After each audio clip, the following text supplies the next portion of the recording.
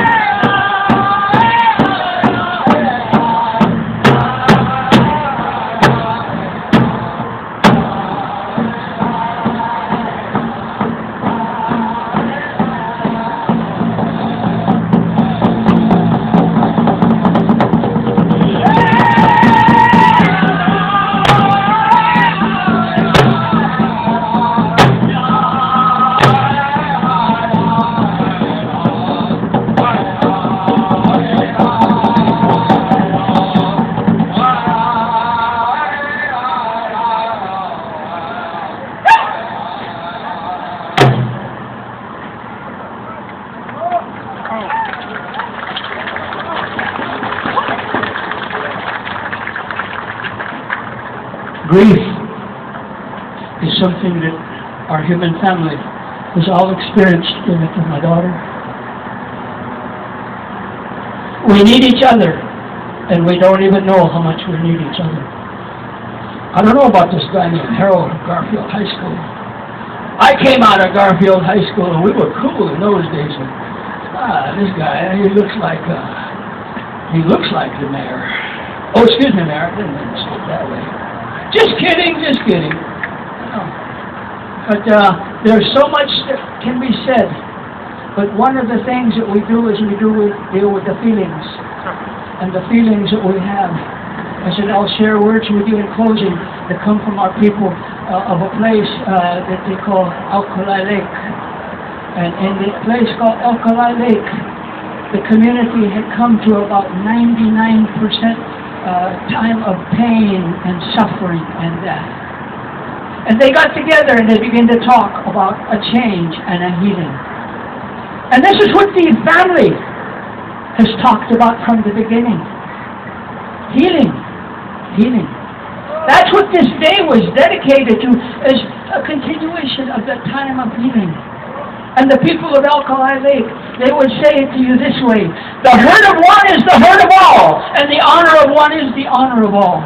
So that as we gather in this manner, it could be those of us that have the privilege to stand in front of you and share a few humble words, or it could be that beautiful little girl here that ain't going to smile. I said, don't smile, girl. Hey, stop! Golly, I love you. And every one of you here, I love. Now, that's easy to say, because in my language, talking to that boss upstairs, I want you to know that that's where I want to look to the guidance that I have.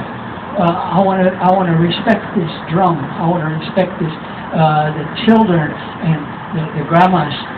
Some of these guys that took pictures, I saw a guy who was sitting in front of grandma. I was going to put my foot in his ass, too. Whenever you see the grandmas sitting there, that's sacred ground. our grandmothers. A grandmother to one is a grandmother to all. So don't come up here and be put that way with my grandma. Because we need each other, and we don't even know how much we need each other. So we'll leave you with a song.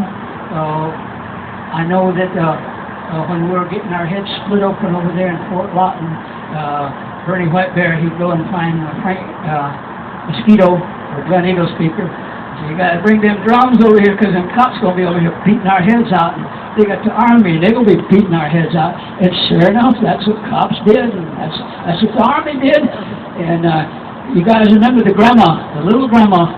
Mom, what was that little grandma's name? No, our AIM grandma here. She climbed over the fence there, and she sat in a tree all night, because she wasn't going to let them cops beat her up. She wasn't going to let none of them cops whip on her head. But that little grandma, she stood there because we need the presence and the love and the strength of our grandmothers, because it'll begin to bring balance and harmony to the hurt that we carry, to the shame that we live, and to the needs that we have.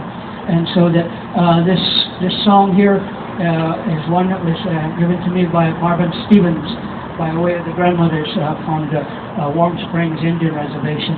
And so that whenever I see you grandmas, I want you to know I love you. But it's easy to love if you know our Maker. Ella Aquino! Oh, man. She's going to come back and hump me now. But I'm going to have a burning. I'm going to put some adobo and some rice in that fire for grandma. You know, because we know how to take care of the spirit of the dead. And dead, did I say dead? There is no dead. It means but a changing the worlds.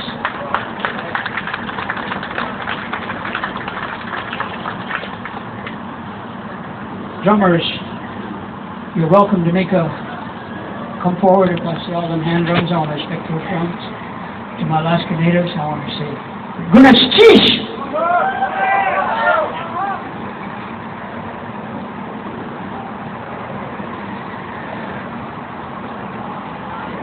If you know this song, help us out. If you can catch this song, help us out. If you don't know it, fake it till you make it. Lip sync just like Nelly Vanilli.